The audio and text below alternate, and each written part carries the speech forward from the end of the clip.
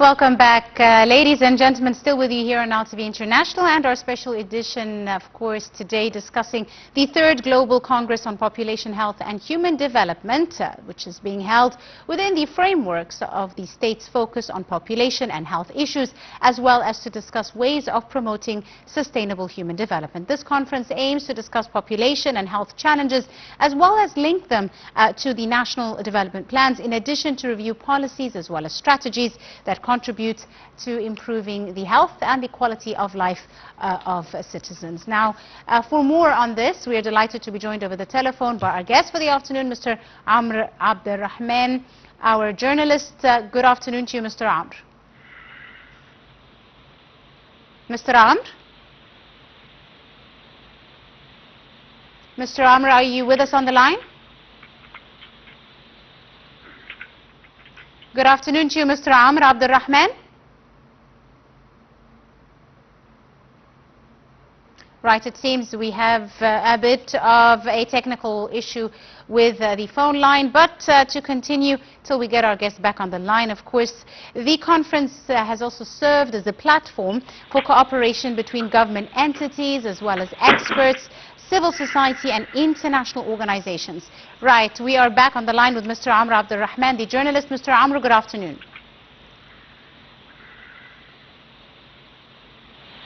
Good afternoon, Mr. Amr.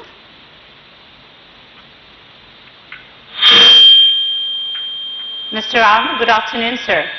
Well, good afternoon to you. Hello to you and to the viewers. Thank you very much, Mr. Amr, for your time. Let me start by asking about the importance of the 3rd Global Congress on Population, Health and Human Development, which is being held in Egypt, of course, within the framework of the state's focus on issues related to population and health. I believe that Egypt is the main place in the continent, in the region, to receive such international events like this. And also I believe that that conference has lots of points to be discussed, to be researched, and there are points of differences, points of agreeing, and of course lots of discussions has been going on through that conference, through the sessions that was held through the past hours. I believe also that such conference mean that Egypt is continuing its human role, its cultural role, yes, to take part in the developing the human agenda, the human culture towards critical cases and critical files that the whole world is concerned right now. Indeed, Mr. Amr. Now, of course, in rapidly, urbanizing regions like Egypt, how would you see urban planning as well as public health and social policy coordinating together to reduce, health inequities, so to speak? Okay, I believe that we have certain points to be agreeing upon here. There is an identity that we should preserve. As Egyptian nation, the Egyptian nation is the most ancient and the most cultured nation throughout more than 10,000 years. So I believe we have to tackle on points like family planning services should not mean controlling fertility through male sterilization. Also should it mean replacing the natural description of the man and the woman with another dangerous descriptions like the gender.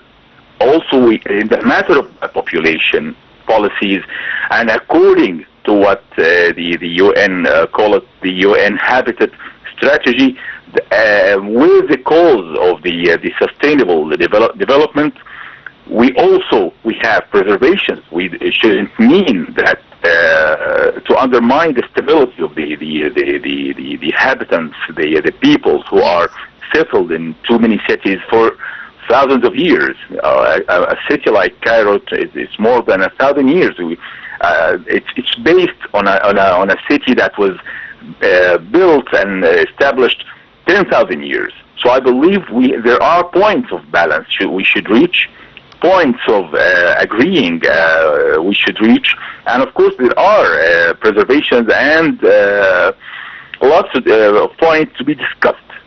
Indeed. Now, Mr. Amr, tell me a bit about, some of the main themes that were discussed at this conference, and how, they even discussed issues related to technology and technological developments, digital transformation, how this can all work towards issues related to population health and human development.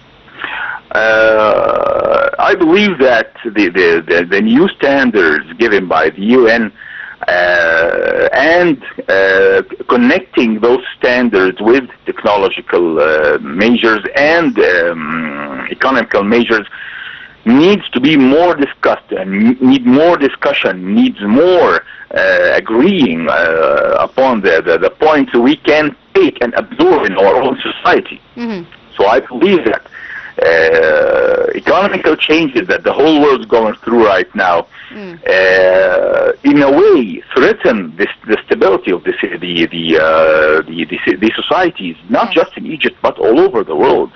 So we need more discussions. We need to enhance on the point and to tackle on the point of this stability more than moving around, especially that we are already facing the crisis of the refugees in Egypt.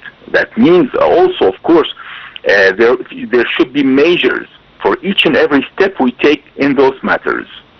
Absolutely. Now, Mr. Amr, tell me a bit about how this conference also, promotes cooperation between the public sector and the private sector in this very important regard related to population and health. Well, this is exactly the point that I agree most. Unifying the efforts between the private sector and the governmental sector and the public sector, that is what I call it the secret recipe for progress in this era of time. And today we can never neglect the private sector, and of course we can never put behind the governmental or the public sector. All together, working together with equal shares in development, that's the only way we can guarantee a human, what I can call it, human development, human economical development that doesn't neglect or doesn't take the development economically on the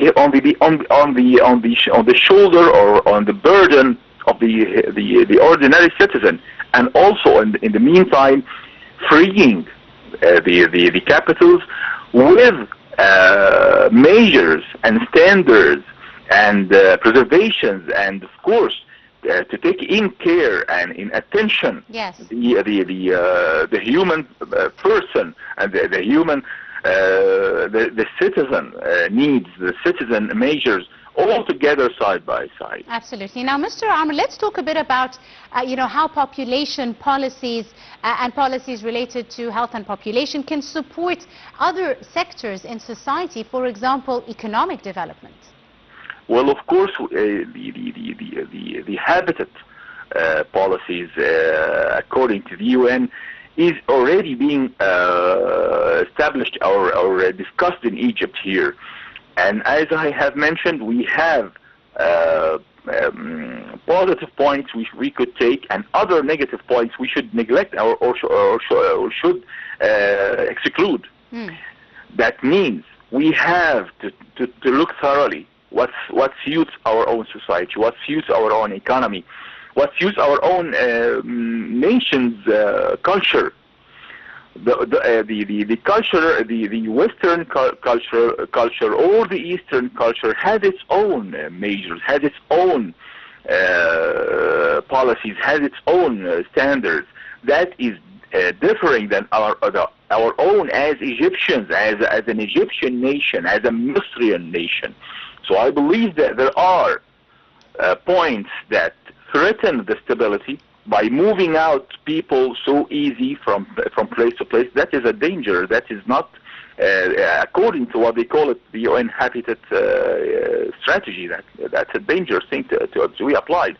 On the other hand, connecting development with raising the level of the awareness, giving opportunities for people to work more and free their will, free their potentials to produce more, to take part even more and even deeper with the lines of the production, whether governmental or the private sector.